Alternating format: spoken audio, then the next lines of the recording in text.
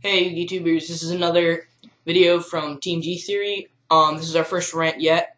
This is going to be only me, Duelist516, this time. So, let's get started. This rant's gonna be on tournaments. Because the last couple of weeks, my experiences weren't too good. So, let's start out with duels. First off, know what your cards do. I was playing a guy my first round last night. I was playing for him, and I won for him. He must have asked me at least 7 times what this card did. For those of you who can't tell, this is Stardust. This is one of the most commonly used cards in the game. How do you not know what this is? Not only that, how do you forget within 20 seconds? I must have told him like 7 times. It's unbelievable. And if you're going to play, put some thought into your deck. Okay? I was the same guy. Him and his son share cards, and they both run dark decks. They just have a stack of cards that can go in a dark deck, and they split them up every night. It's like they put no thought into it whatsoever. And it's just crazy. I played him and his son. I beat his son. I lost to him. But I played for him. His son actually knows what the cards do. It's crazy. It really is. So you definitely need to know what your cards do, first off, and then you need to know what some of the more commonly used cards do. Second off, trading. Overpricing and underpricing your cards. This incident was a little bit of my fault. I should have done some research on it. But, when Extreme Victory first came out, I pulled Tengu. It was $20 then. And I went up to a guy and said, hey, do you want to trade for this? He priced it at $5. I had no idea. I'd never seen it before. He priced it at $5. And I traded it for Fortune's Future, which is about $4. That was back when I was making Fortune Ladies. That's not okay to trick somebody out of a card like that, especially $15. You can overprice your cards up to like $5 at the max, but when you underprice someone else's, you're not really being fair at all. And that same guy tried to trick the other members of TeamGTheory out of cards. He tried to trick my little brother out of cards. He doesn't even care who it is. My little brother's 10 years old. He priced Vajrayana at like 5 when it first came out. Right around when it came out in Starstrike Blast. And luckily I said, hey, I asked somebody else, what's the price on Vajrayana? They said 20. So he got a little bit more than he was going to. Second part, no means no. Okay? Last night I got this card, Effect Veiler.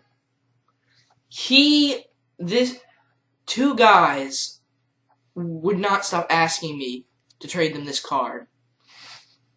I said no about 1,000,000 times. One of them tried to tell me it was a bad card. That's why I should trade it to him. But I'm putting it in a deck. No means no. Understand? If you don't want to trade a card, don't trade it. Thirdly, the computer. Okay, most locals do pairings off of a computer. Sometimes that computer messes up. Okay? So, sometimes we have to do repairings. There was a larger sized guy there one time, and they had to do repairings. He had already started his duel. He was about a quarter of the way through it, and the guy who runs it said, comes over and says, hey, we have repairings. You need to find your new opponent. And the guy's sitting there, and he mumbles under his breath. And the guy asks him, is there a problem? He goes, yeah, kinda. I've already started this duel. Can I just finish it? No, it won't count towards anything. And you'll be late for your duel, meaning you lose. So, you should find your new opponent. And the guy was mad about the repairings because he didn't want to move out of his seat. Okay? Like, it's crazy. It's the littlest thing ever. You have to walk 4 feet. Holy shit. I mean, it's really crazy. Meta and anti-meta.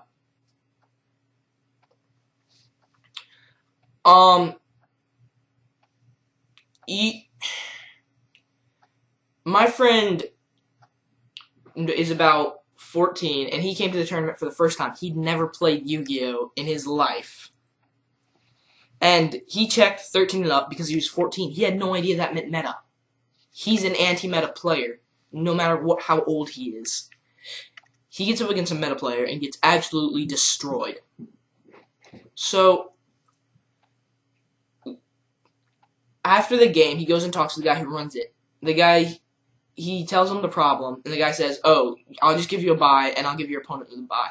The meta player who was playing him was pissed off about something. And it was that a bye is a little bit worse than a win.